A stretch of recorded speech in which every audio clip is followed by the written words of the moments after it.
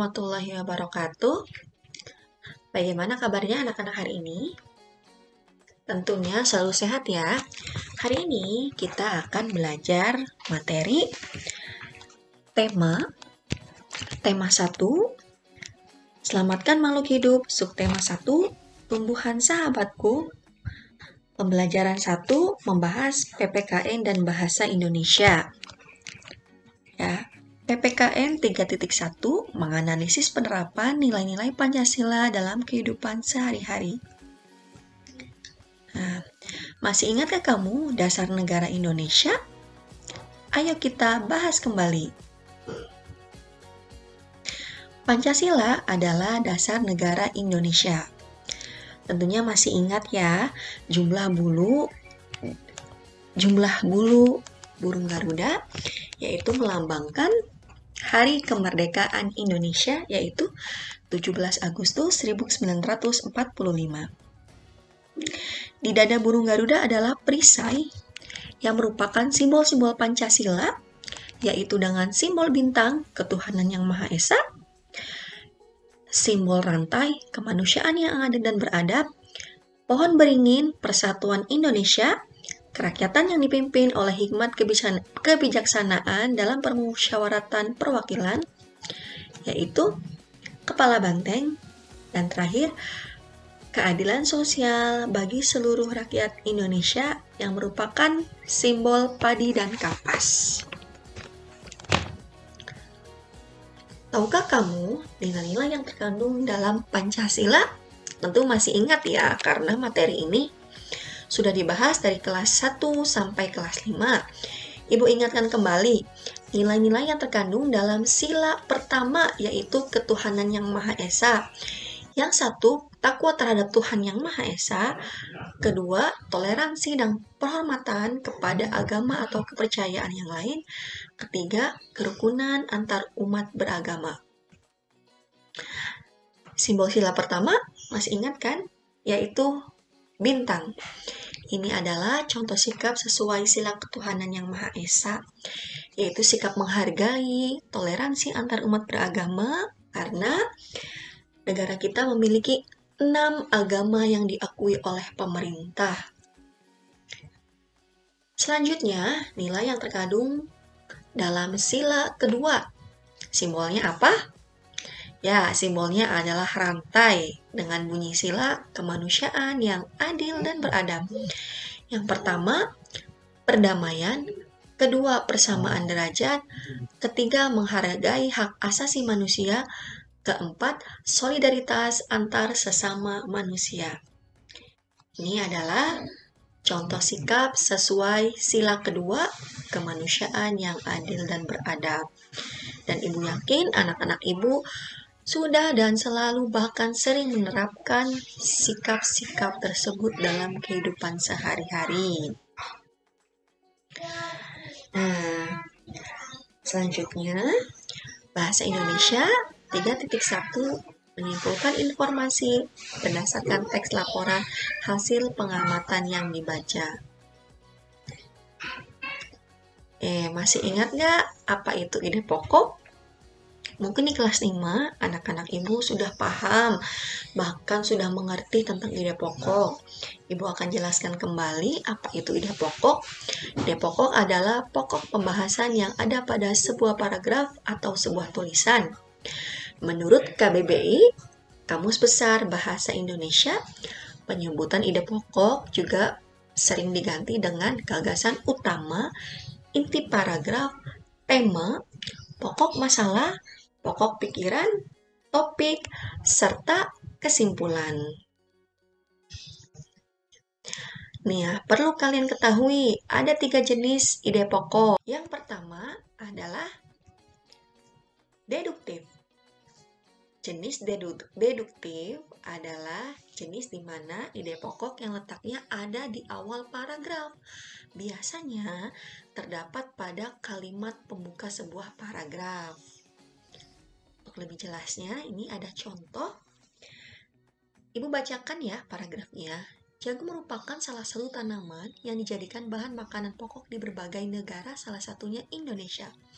Di Indonesia, penduduk Pulau Madura menjadikan jagung sebagai makanan pokoknya. Maaf ya, masih pindah-pindah. Jagung merupakan salah satu tanaman penghasil karbohidrat yang sangat diperlukan oleh tubuh. Nah, di sini bisa dilihat ya bahwa ide pokoknya ada di awal paragraf sehingga disebut dengan jenis deduktif. Selanjutnya yaitu induktif.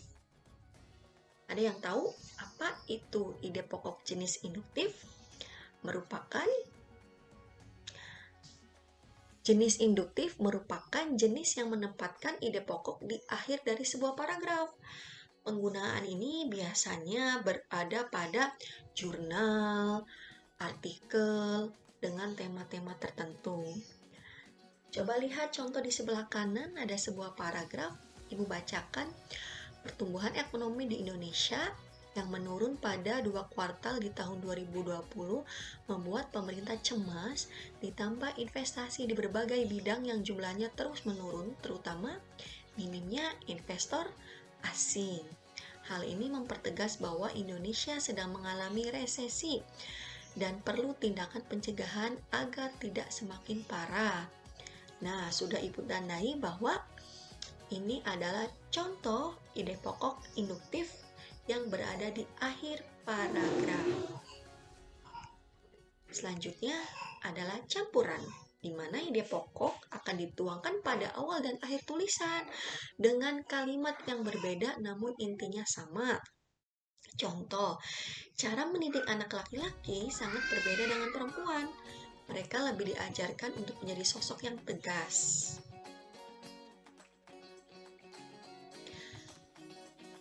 Penyayang dan bertanggung jawab. Contohnya, menyuruh membereskan mainan. Itu adalah bentuk ajaran tanggung jawab sejak dini. Makanya perlu cara berbeda untuk membuat anak laki-laki punya karakter hebat. Nah, bisa dilihat ya, ini merupakan contoh ide pokok campuran karena ide pokok di awal dan di akhir itu memiliki tulisan yang sama, namun kalimatnya berbeda. Intinya sama, tapi penulisan kalimatnya berbeda. Bisa dipahami ya anak-anak, ada deduktif, induktif, dan campuran. Bagaimana nih cara menentukan ide pokok? Yang pertama, baca keseluruhan teks paragraf.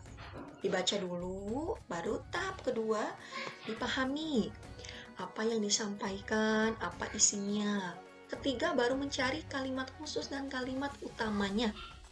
Mana nih kalimat utamanya? Menceritakan tentang apa ya? Baru yang keempat, kesimpulan, yaitu bisa menyimpulkan paragrafnya ada di awal, ada di akhir, atau campuran awal dan akhir. Begitu anak-anak. Nah, sekarang kita berlatih ya. Baiklah, sekarang saatnya kita berlatih untuk menentukan ide pokok contoh-contoh paragraf di bawah ini. Ya, yang pertama, ayo tentukan ide pokok paragraf berikut tentang jagung. Sambil Ibu baca, jagung merupakan salah satu tanaman yang dijadikan bahan makanan pokok di berbagai negara, salah satunya di Indonesia. Daerah yang menjadikan jagung sebagai makanan pokok salah satunya yaitu penduduk Pulau Madura. Jagung merupakan salah satu tanaman yang mengandung karbohidrat yang sangat diperlukan oleh tubuh. Coba, kira-kira di manakah letak atau kalimat ide pokok dari paragraf tersebut? Yuk kita tentukan.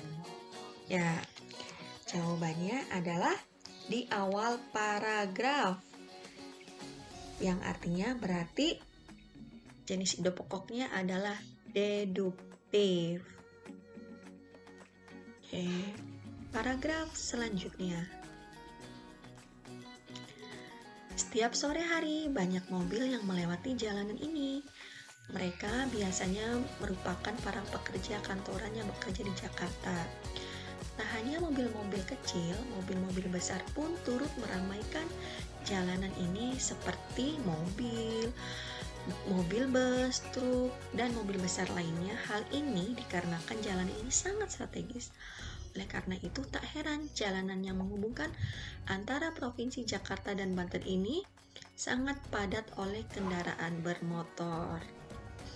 Kira-kira di manakah letak ide pokoknya? Mana ya?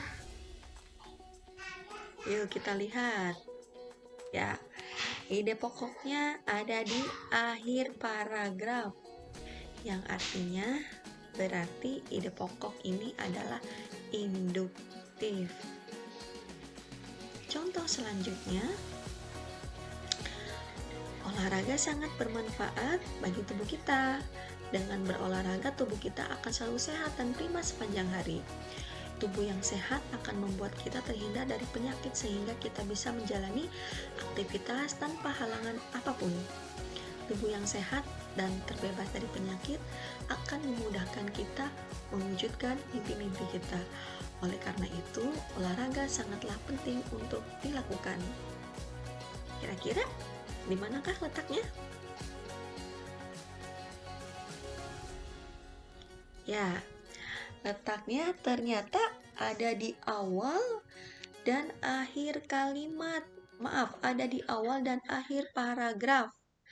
Sehingga paragraf ini disebutkan paragraf campuran. Nah, Ibu yakin anak-anak Ibu paham tentang 3 jenis ide pokok berdasarkan letaknya. Ada deduktif, yaitu awal paragraf, induktif, akhir paragraf, dan deduktif, awal dan akhir paragraf. Semakin banyak berlatih, Ibu yakin anak-anak Ibu pasti bisa. Nah, ada sebuah quotes atau kata-kata mutiara. Barang siapa tidak mau merasakan pahitnya belajar, ia akan merasakan hinanya kebodohan sepanjang hidupnya. Jadi anak-anak, jangan jadikan belajar ini adalah beban. Jangan jadikan belajar dari rumah itu adalah kesulitan.